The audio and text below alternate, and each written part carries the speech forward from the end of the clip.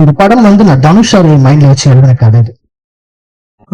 அவருக்கு பண்ணணும்னு ரொம்ப ஆசையா இருந்தேன்.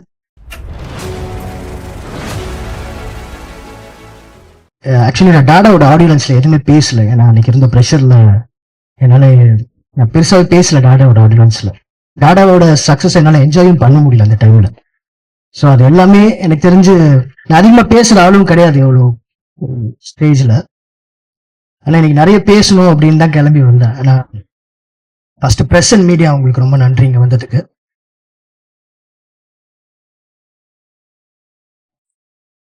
ஓகே, ஒரு 13 வயசுல இருந்து டைரக்டர் ஆகணும்னு சொல்லி ட்ரை பண்றீங்க. 13 வயசுல முடிவு பண்ண டைரக்டர் ஆகணும். இப்போ டைரக்டர் ஆகணும்னா என்னெல்லாம் பண்ணணும் அப்படின்னா அது என்னெல்லாம் இருக்கும் அது எல்லாத்தையும் படிக்கணும்னாங்க, படித்தேன். அசிஸ்டன்ட் டைரக்டர் வேலை செய்யணும்னு சொன்னாங்க, வேலை செஞ்சேன். நிறைய இடம் போய் நிறைய பேரை மீட் பண்ணணும்னு சொன்னாங்க, அது எல்லாமே பண்ணேன். அது மட்டும் டைரக்டர் ஆகிட முடியுமா சினிமாவில் அப்படின்னா எனக்கு தெரியல. ஷார்ட் ஃபிலிம் எடுக்கணும்னு சொன்னாங்க, எடுத்தேன். மியூசிக் வீடியோ எடுக்க சொன்னாங்க, எடுத்தேன். எல்லாமே பண்ணேன். ஆனா எங்கேயோ என்னால டைரக்டர் ஆக முடியல. ஏதோ ஒரு இடத்துல ஸ்டக் ஆகிட்டே இருக்கு எனக்கு. கோவிட் வருது, எல்லாருமே முடங்கிடுறோம். கோவிட் முடிஞ்சு வெளில வரும்போது இல்லை இது நமக்கு வராது போல, இது நம்மளோட ஒரு 10 வருஷத்துக்கு மேலே நம்மளே ஏமாத்திட்டு இருக்கும் போல அப்படின்னு நினைச்சிட்டு விட்டுட்டு வேற வேலைக்கு போயிட்டேன். அப்படி ஒரு சுச்சுவேஷன்ல ஒரு கால் வருது, கதை கேட்குறாங்க. போய் டாடாவோட கதையை சொல்றேன். ஒவ்வொரு நைட்ல பார்த்தா படம் பண்ணணும்னு ஒரு சூழல் வந்து நிக்குது. போன ப்ரொடியூசர் போய் பேசுறேன். அது ஒரு லிமிட்டடான பட்ஜெட்ல பண்ணணும், நிறைய கண்டெயின் பண்ணி பண்ணணும்ன்ற ஒரு கம்பல்ஷன் இருக்கு. ஸோ ப்ரொடியூசர் மட்டும் இல்ல, ஒரு டைரக்டரா நானுமே அந்த வேலையை பார்க்க வேண்டியது இருக்கு. நம்ம எங்கெல்லாம் கட் பண்ண முடியும், ப்ரொடியூசருக்கு எங்க சேவ் பண்ணி கொடுக்க முடியும், இங்க ஒரு இவ்வளவு அமௌண்ட் சேவ் பண்ணோம்னா நம்ம இவ்வளவு சீன் எடுக்கலாம், இப்படிலாம் கால்குலேட் பண்ணி ஒர்க் பண்றோம். கல்யாண் வந்து ஒரு ஈவென்ட் மேனேஜ்மெண்ட் கம்பெனி. ஃபர்ஸ்ட் கல்யாணோட அசோசியேட் டைரக்டர் கிடையாது, அசிஸ்டன்ட்லாம் கிடையாது. கல்யாண் என் ஃப்ரெண்டு. அசிஸ்டன்ட் அசோசியேட்லாம் கிடையாது. கல்யாண் என் ஃப்ரெண்டு. ஸ்கூல்ல இருந்து ஒன்னா படிச்சுட்டு இருக்கோம். என் கூட வந்து அவன் எப்ப அசோசியேட் ஆனாலும் எனக்கே தெரியாது. கூட ஒர்க் அசிஸ்டன்ட் டைரக்டருக்கு காசு கொடுக்கணும், இதெல்லாம் பண்ணணுமே. என்னடா அவன் ஒரு ஈவென்ட் மேனேஜ்மெண்ட் கம்பெனி வச்சு ஒரு ஆஃபீஸ் அண்ணாநகர்ல போட்டு வச்சிருந்தான். இன்ஃபேக்ட் அவனோட வேலையை கெடுத்தது நான் தான். அவன் நல்லா வேலை பார்த்து சம்பாதிச்சிட்டு இருந்தான். அப்படின்னு உட்காந்துட்டு இருக்கேன். என்னடா பண்ணும், ஆஃபீஸ் போடணும், எனக்கு ஒரு ஆஃபீஸ் வேணும்டா அப்படின்ட்டு. ஆஃபீஸ் தான் இருக்கடா அப்படின்னு சொல்லிட்டு ஒரு ஆஃபீஸ்ல ஒரு கார்னர் இருக்கும், அதுல ஒரு டேபிள் போட்டு ஒரு சேர் போட்டு நீங்க ஒர்க் பண்ணிக்கோ அப்படின்னு சொல்றான். 4 அடவுல பாத்தீங்கன்னா அது என்னோட ஆஃபீஸ் ஆயிடுச்சு. அவனும் விட்டான். பார்த்தா அவன் என் கூட சேர்ந்து வேலை பார்த்துட்டு இருக்கான். இது உன் வேலை, நீ யாரோட ஃபர்ஸ்ட் டைரக்டர் பண்ண பாத்துக்கிறேன் அப்படின்னு அவன். அதான் கல்யாணம்.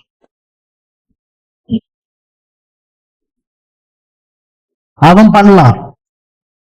அவனுக்கு கல்யாணம் ஆயிடுச்சு, பெரிய ஸ்ட்ரகிள் அவன் லைஃப்ல. அவன் கல்யாணம் ஆகி அவன் ஒய்ஃபோட ஒய்ஃப் ஏன் பண்ணும் அபர்ணா இருக்கா. இந்த ஹால்லே சந்தோஷமான ஒரு விமன்ல அதான் இருக்கு. எனக்கு அபர்ணா கிட்ட சொல்ல இவன் ஆயிடுவான், ஒரு நல்ல இருக்கா ஆயிட்டான். ஓகேவா, நான் பெரிய ஆள்லாம் கிடையாது எல்லாரும் பத்தி பேசுறதுக்கு. பின்னாடி நிறைய பெரிய ஆளுங்க இருக்காங்க. அதான் அடுத்து செந்திலன்.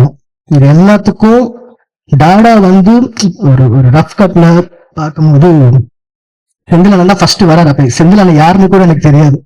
ஒருத்தர் வந்து ப்ரொடியூசர் கூப்பிட்டு வராரு. எனக்கு சினிமா படிச்சிருக்கேன், எப்படி பண்ணணும்னு தெரியும். ஆனா அந்த சினிமாக்குள்ள இருக்க டீடைல்ஸ் எனக்கு தெரியாது. டிஸ்ட்ரிபியூட்டர் தான் எப்படி ஒர்க் அவுட், டிஸ்ட்ரிபியூஷன் எல்லாம் தெரியாது. ரேண்டமா திடீர்னு ஒரு நாள் இவர் வராரு, அதே நம்ம ஆஃபீஸ்க்குள்ள வராரு. வந்து படம் பார்த்துட்டு, இவர் படம் பார்த்துட்டு போன அடுத்த நாள் என் வாழ்க்கை நல்லா ஆயிடுச்சு. அது என்னன்னு எனக்கு தெரியல, அது என்ன சாசரின்னு எனக்கு தெரியல. இவர் அந்த ஆஃபீஸ்க்குள்ள வந்துட்டு வெளில போறாரு. அடுத்த நாள்ல இருந்து எல்லாருமே அவர்கிட்ட வேற மாதிரி பிஹேவ் பண்ண ஆரம்பிக்கிறாங்க இண்டஸ்ட்ரியில. ஃபர்ஸ்ட் டாடாவை ரெகக்னைஸ் பண்ணது செந்தில் சார் தான். என் லைஃப்ல இன்னைக்கு வரைக்கும் ப்ரொஃபஷனலாகவும் ரஞ்சித் கூட கேட்டாரு, என்ன தைரியத்துலடா பண்ற நீலாம் ப்ரொடக்ஷன், எப்படி செந்தில் இருக்க தைரியத்துல எதுவுமே கிடையாது. அவர் எப்பயுமே கூட இருப்பாரு. கண்ணை முடிட்டு நாளைக்கு நான் ஒரு ப்ராஜெக்ட் அனௌன்ஸ் பண்ணல சார் இருப்பாரு பின்னாடி. என்ன எதிர்பார்க்க மாட்டேன், எனக்காக பண்ணுவாருன்னு நம்புறேன் நான். தேங்க்யூ செந்தில் சார் உங்களுக்கும். இந்த ஸ்டேஜ்ல தான் எனக்கு டைம் இல்லை, நல்லா கண்டுபிடிக்கல சொல்லிட்டு இருக்கேன். இந்த ஸ்டேஜ்ல டெக்னீஷியன்ஸா வந்து நின்னவங்க, சீஃப் டெக்னீஷியன்ஸா நின்னவங்க எல்லாருமே வந்து என்னுடைய ஃப்ரெண்ட்ஸ் தான். ஒரு நாள் அந்த கல்யாணம் கிட்ட சொல்றேன், இந்த மாதிரி என்னடா பண்ண போறோம், அசிஸ்டன்ட் டைரக்டர் காசு கொடுங்க, இதுல என்னடா பண்ண போறோம். அடுத்த டைம் பார்த்தா ஒரு டீம் கிளம்பி வரானுங்க, இந்த வேலையில பட்டதாரில் பஸ் பிடிச்ச வருவாங்க இல்ல, அந்த மாதிரி ஒரு டீம் ஆஃபீஸ்க்குள்ள வந்துட்டு இருக்கு. வந்துட்டு ஒருத்தன் பாக்குறான், ஒருத்தன் அங்கேருந்து வரான், சதீஷ் இருக்கான், அவனும் ஒரு டைரக்டரா போறான் அடுத்து. ஸோ அவனே என் ஃப்ரெண்டு. பாஸ்கரன் இருக்காரு, இந்த டீம் இருக்கு, ஜேபி இவன் இருக்கான், சந்திரகாந்த், சனா, எல்லாருமே போறீங்க, கார்த்திக், எல்லாருமே சொல்றேன். இந்த மாதிரி நிறைய பேர் வர போறாங்க இந்த இதுல இருந்து. எல்லாரும் டேலண்டடான ஆட்கள். இந்த படம் அவங்களுக்கு தேவையானவங்களே எடுத்துக்கிச்சுன்னு நான் நம்புறேன். டாடாவும் சொல்றேன். இது டார்க்கே வந்து டாடாவோட தேங்க்ஸ் என்ன பொறுத்த வரைக்கும். இன்னைக்கு ஆக்சுவலி ஒரு நல்ல ஸ்பேஸ்ல இருக்கேன், இண்டஸ்ட்ரியில ஓரளவுக்கு ஒரு ஸ்பேஸ்ல இருக்கேன். இன்னைக்கு இவங்களுக்கு நான் டார்க் பண்றது பெரிய விஷயம் கிடையாது. எதுவுமே இல்லாம அவனுக்கு எனக்கு ஒண்ணு பண்ணுவானுங்க, அதான் டாடா. இது டார்க் பண்றது ரொம்ப ஈஸி, டாடா பண்றது ரொம்ப கஷ்டம். நான் எனக்கு சொல்றேன், இதுவா சொல்றேன். அவங்க எல்லாருக்குமே இது பண்ணணும்ன்றது தான் எனக்கு. அடுத்து பிளடி பாலிடிக்ஸும் அப்படிதான், அவனுக்கு ஒரு கதை இருக்கு, அது பிளடி பாலிடிக்ஸ் ஸ்டேஜ்ல சொல்றேன், இது டார்க் ஸ்டேஜ்னால. ஸோ அப்படிதான் ஆச்சு. ஸோ செந்தில் அண்ணா வந்து கொடுத்தாரு. அது இது டார்க் வந்து என்னோட ஃபர்ஸ்ட் படமா இருக்க வேண்டியது. டாடா பண்ணா நான் டார்க் பண்ணிருப்பேன். ஸோ அப்போ இவர் இப்ப மணிமாறன் இன்னொன்னு சொன்னாரு, அவர்கிட்ட கேட்டேன் என்ன ஆகணும், ப்ரொடியூசர் ஆகணும் தலைவான்னாரு. அப்படியே தலைவர் எதுக்கு தலைவான்னு கேட்டேன். இல்ல தலைவர், ஒரு தியேட்டர்ல ஆடியோ லான்ச் பண்ணி தலைவர், அதான் என் கனவு அப்படின்னு. இந்த கனவு இன்னைக்கு நிறைவேறிடுச்சு. ஸோ அந்த இது அடுத்தது இந்த படம் வந்து நான் தனுஷ் அவர் மைண்ட்ல வச்சு எழுதின கதை. இது அவருக்கு பண்ணணும்னு ரொம்ப ஆசையா இருந்தேன். அஜய் வந்து நிக்கிறான். எனக்கு கல்யாண் கிட்ட கேட்டுட்டே இருக்கேன், கல்யாண் ஓகேவா ஓகேவா கல்யாண். நான் ரேண்டமா ஒரு நாள் அஜய் பாக்குறேன், நல்லா இருக்கேன், நெகிற மாதிரி இருக்கானே பையன்ற மாதிரி சாரிட்ட சொல்லிட்டு போயிட்டேன். நடிக்கலாம், அது ஒரு ப்ராசஸா உருவாகி டார்க் வந்து நடிச்சு கல்யாண் தான் தினமும் ஆஃபீஸ் கூப்பிட்டு பேசிட்டு இருக்கான், ஏதோ பேசிட்டே இருக்காங்க. நான் இப்ப வேற படத்தோட ப்ராசஸ்ல இருந்ததால எனக்கு தெரியல. அஜய் கிட்ட எனக்கு அஜய் மேல ஒரு பெரிய டவுட் இருந்துச்சு, ஹானஸ்டா சொல்றேன். ஃபர்ஸ்ட் அஜய் மேல ஒரு பெரிய டவுட் இருந்துட்டே இருந்தது, ஷூட் நடக்கிற வரைக்கும். ஃபர்ஸ்ட் டே செகண்ட் டே எனக்கு தினம் அன்னைக்கு போயிட்டு ரஷ் பார்த்துட்டு இருப்பேன் நான். ஒர்க் ஆகுதா என்ன எடுக்கிறானுங்களே தெரியல, உள்ள ஏதோ பண்ணிட்டு இருக்கானுங்க. இன்னைக்குதான் சொல்றான் கல்யாணம் மூஞ்சி பார்த்துட்டு இருந்த இப்ப பதறது எடுக்கிறத கேட்கும்போது அப்படின்றோம். ஏதோ ஒண்ணு பண்ணிட்டே இருக்கும். ஒரு வாரி ரஷ் பார்த்துட்டே வரேன். படம் ரொம்ப கிளியரா ஒரு ஸ்பேஸ்ல இருக்கு. ஒரு நாள் கிளைமேக்ஸ் எடுக்க போறாங்க. எனக்கு பர்சனலா கிளைமேக்ஸ் பார்க்கணும்னு ஒரு ஆசை இருக்கு. படத்துல ஒரு 2 எபிசோட் எனக்கு பர்சனலா ஷூட் பார்க்கணும்னு ஒரு ஆசை இருந்துச்சு. அந்த 2 நாள் மட்டும் நான் போகணும்னு ரொம்ப இருந்தேன். கிளைமேக்ஸ் எடுத்துட்டு இருக்காங்க, நான் உள்ள போறேன். இதே மாதிரி ரொம்ப சைலன்ஸ் ஒரு மூட்ல எடுத்துட்டு இருக்காங்க. நான் உள்ள போய் பார்த்துட்டு இருக்கேன், மானிட்டர் பார்த்துட்டு இருக்கேன். நடிக்கிறாங்க. அஜய் நடிச்சு ஒரு இடம் வந்து கிடைச்சிருச்சு, அந்த ஷாட் கிடைச்சிருச்சு. கல்யாண் ஓகேன்றான்.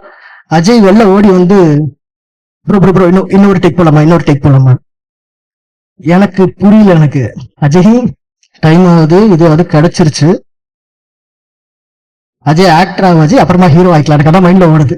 இந்த இது ஓவர் கான்பிடன்ஸ் வேணும் அஜய், இது கரெக்டா இருக்கு, இதுக்கு மேல வேண்டாம் அஜய் அப்படின்னு சொல்றேன். ஒன்னே ஒண்ணு டேரக்டர் கன்வின்ஸ் பண்ணி அந்த ஷாட் எடுத்து போயிட்டாங்க. செம கோவத்துல போய் நான் உட்காரன். டைம் ஆகுது, இன்னொரு கால் ஷீட் அதிகமாயிடுமோன்ற இதோட இந்த பையன் போய் நடிக்கிறான்.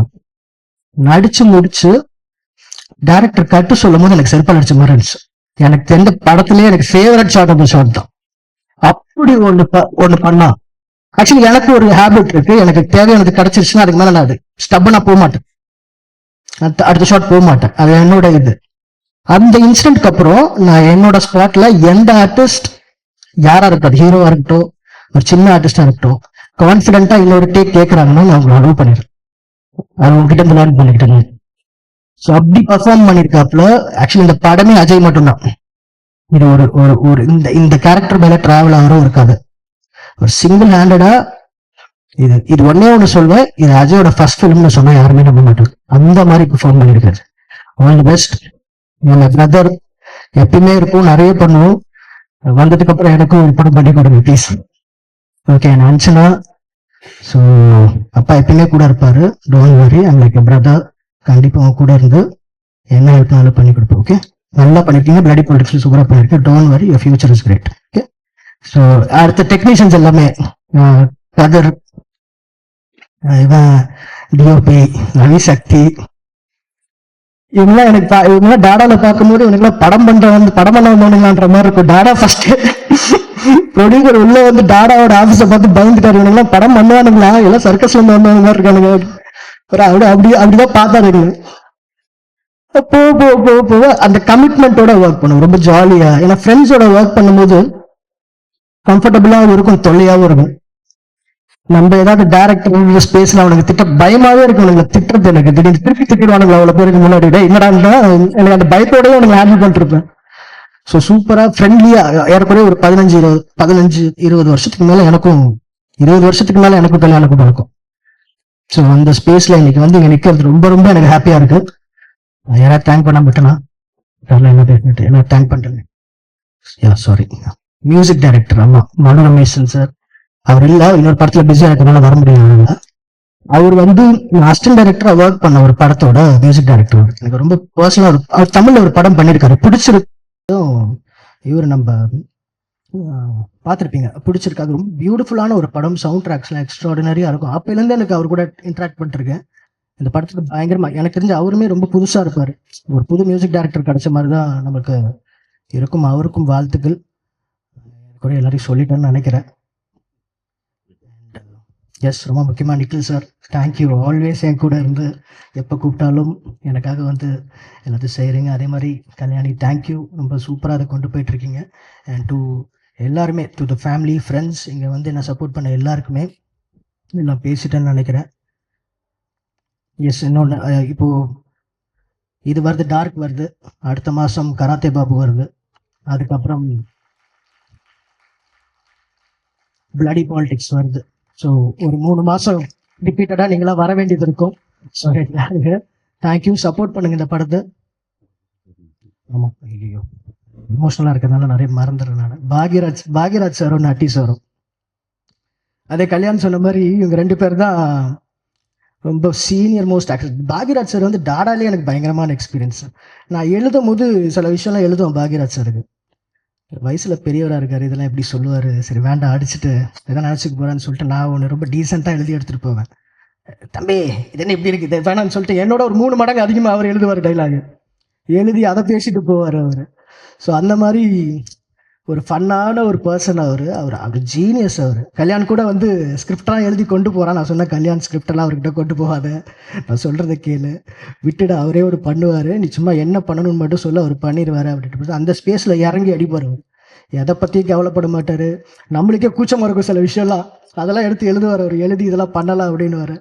ஸோ அந்த மாதிரி ஒரு யூத்ஃபுல்லான ஒரு பிரில்லியன்ட் என்ன சொல்கிறது, ஒரு ரைட்டர், ஸ்க்ரீன் பிளே ரைட்டர். நீங்கள் இன்னைக்கு ஒரு கதை சொல்லிட்டு நீங்கள் இன்னும் 2 வருஷம் கழிச்சுக்கு அவர் மீட் பண்ணிங்கனாலும் அந்த கதையை அப்படியே ஞாபகம் வச்சு சொல்லுவார். நம்மளுக்கு தெரியாத விஷயத்தை ஐடென்டிஃபை பண்ணி நம்ம கதையில் இருக்கிறதுல சொல்லுவார். பயங்கர சப்போர்ட்டிவாக இருப்பார். ஸ்கிரிப்டில் இறங்கி வேலை பார்ப்பார். எங்கே உள்ளே வரணும் எங்கே வெளில போகணும்னு அவருக்கு க்ளீனாக தெரியும். அந்த மாதிரி விஷயங்கள்லாம் நான் அவர்கிட்ட கற்றுக்கிட்டே இருந்தேன், டாடாலையும் சரி டார்க்லையும் சரி. ஸோ அது ரொம்ப மெமரபிளான ஒரு விஷயம் அவர் கூட ஒர்க் பண்ணதெல்லாம். அவர் பார்த்தா சினிமாவுக்கு வந்தோம், இன்னைக்கு அவர் கூட ஒர்க் பண்ணுறோன்றதுலாம். நட்டி சார் அதே தான். நட்டி சார் வந்து திடீர்னு மணிமாறன் சொல்கிறாங்க, 2 நாளில் தலைவா, நாளைக்கு ஷூட்டிங்கு, இன்னைக்கு ஈவினிங் போய் பார்க்குறோம். நாளைக்கு ஷூட்டிங். அவருக்கு அந்த கேரக்டர் பண்ண வேண்டியவர் கடைசி நேரத்தில் பண்ணலன்ட்டாரு. கல்யாணம் ஷூட் பண்ணிருக்காங்க, நாளைக்கு இருக்கு. இவர் நட்டி சாரை போய் பார்க்கலான்றாரு. எனக்கு தலைவா என்ன தலைவா விளாண்டுருக்கீங்க, நட்டி சார் நாளைக்கு ஷூட்டிங், இன்னைக்கு எப்படி தலைவா போய் பார்க்குறேன், நீங்கள் வாங்க தலைவா போய் பார்ப்போம் அப்படின்னா போய் பார்க்குறோம். அவருக்கு ஏதோ டாடான்னு, அதை கலை சொன்ன மாட்டேன், இவன் டாடான்னு ஒரு படம் எடுத்து தொலைச்சிட்டான், அதை வச்சு எல்லாத்தையும் பட்டிருக்கான. அவருக்கு டாடா பிடிக்கும் போல, ஓடாட டாடான்னு அந்த ஒரு விஷயத்துக்கு தான் பண்ணார். அதான் சொன்னார் என்கிட்ட, டாடாக்காக பண்ணுறேன்னு அவர் உள்ளே வந்தார். லைன் சும்மா ஒரு 2 லைன் சொன்னால் அவருக்கு ஓகே, நான் டாடாக்காக பண்ணுறப்ப உனக்கு பிடிக்கும் எனக்கு அப்படின்னு சொல்லி அப்படியே அடுத்த நாள் வந்துட்டார், வந்து நடிச்சு கொடுத்துட்டு போயிட்டார் அவரும். ஸோ எனக்கு ரொம்ப பிடிச்ச 2 கிரேட் லெஜெண்டரி ஆக்டர்ஸ், அவர் கேமராமேன் வேறு. ஸோ அந்த மாதிரி இருந்த 2 பேர் கூட க்ளோஸாக பழகிறதுக்கான வாய்ப்பு எனக்கு கிடச்சிது இந்த படம் மூலமாக. ஸோ அதுக்கும் நன்றி. வந்திருக்கேன் திருப்பி அதுதான் வந்திருக்கேன், எல்லாருக்குமே நன்றி.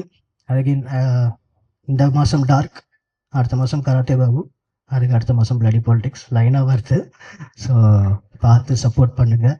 ப்ளஸ் நான் இங்கே வந்து நிற்கிறதுக்கு ரொம்ப முக்கியமான காரணம் நீங்கள் தான். நான் நிறைய இடத்துல அதை சொல்லுவேன், ரெட்டு டானே டேஞ்சர் லைட்டு தான். ஆனால் ப்ரெஸ்ஸோட அந்த ரெட் லைட் எரியும் போது நமக்கு பாசிட்டிவாக மாறும் அது எல்லா டைமும். ஸோ அந்த ரெட் லைட்டை பார்த்துட்டே இருப்பேன், எத்தனை ரெட் லைட் எரியுது, எத்தனை ஆஃப் பண்ணி வச்சுருக்காங்க, நம்ம எங்கே நிற்கிறோன்ட்டு. ஸோ உங்களுக்கும் நன்றி. டாடாவை கொண்டு போய் எப்படி சேர்த்திங்களோ அதே மாதிரி இந்த படத்தையும் கொண்டு போய் சேர்த்துருங்க, உங்கள் கடமையை பண்ணிடுங்க. எங்களுக்காக. ஏன்னா நானும் ப்ரெஸ்லேருந்து வந்த ஒரு பையன்தான், ப்ரெஸ்ஸில் ஒர்க் பண்ணியிருக்கேன். சாப்பிடாம காலையில் அதே டீ பிஸ்கெட்லாம் சாப்பிட்டு அங்கே போய் நின்று பிரேக்ஃபாஸ்ட் கூட சாப்பிடாம கேமரா பின்னாடி நின்றுட்டு வேலையில் பார்த்துருக்கேன். ஸோ இந்த படத்தையும் காப்பாற்றி விட்ருங்க. எல்லாருக்குமே நன்றி. நன்றி வணக்கம். நன்றி.